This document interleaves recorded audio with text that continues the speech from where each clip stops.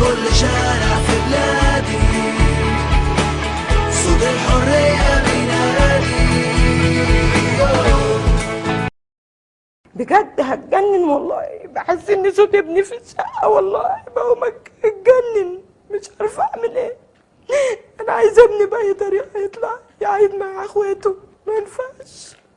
ما عملناش حاجه، ما ولعناش اسم، ما عملناش مشكله تستدعي ان احنا نتبهدل كده. مش عارفه اعمل ايه.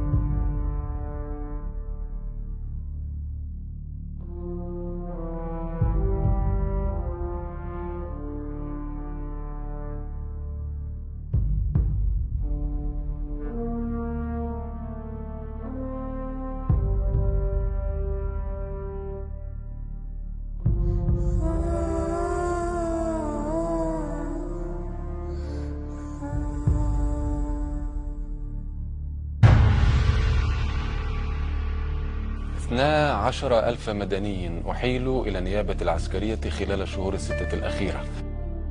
السجن الحمل من 10 الصبح لحد الساعة 2 في النار اللي احنا فيها دي، يكتفوا ايديهم لورا بالتيشيرتات اللي عليهم ويسحبوا في الرمل. طبق عليهم الشرطة العسكرية بيتعرضوا لتعذيب وانتهاكات، من أول ضرب بالبيادة في وشهم، وضرب في ليه كهرباء تقريبا حاجة شائعة جدا في كل الشهادات.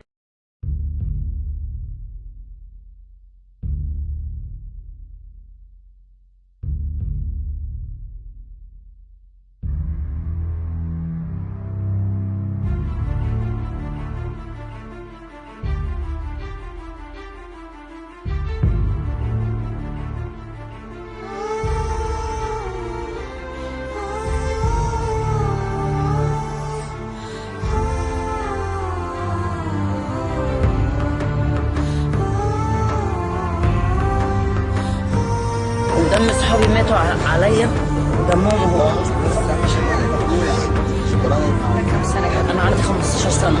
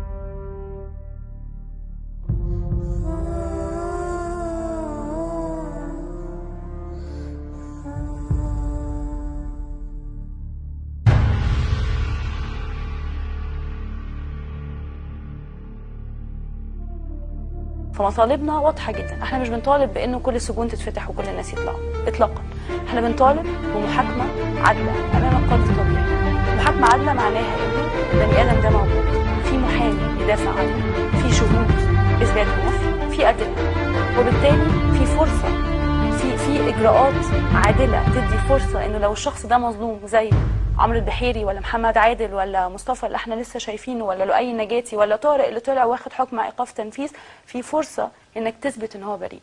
لكن لما تبقى المحاكمات سريعه كده ومفيش حضور محامين، كتير من المحاكمات تمت في غياب محامين، وفي احوال اخرى بانتداب محامي ما بيعملش اي حاجه غير ان هو بيثبت حضوره.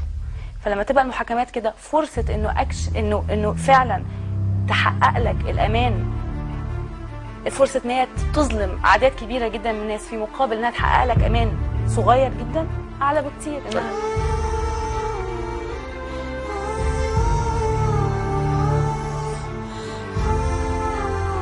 النهارده ان العدل بيتحاكم محاكمه مدنيه وانا بحكم محاكمه عسكريه باي منطق. انا جايه ومصممه ان انا ما كنتش منفعله النهارده، بس لما شفت الفيديو في وسط الضرب والدم وانا بوصف الحاله ويتقال علينا بلطجيه، احنا اقوياء، احنا كثوار اقوياء وهنكمل المشوار، بس احنا مش خونه.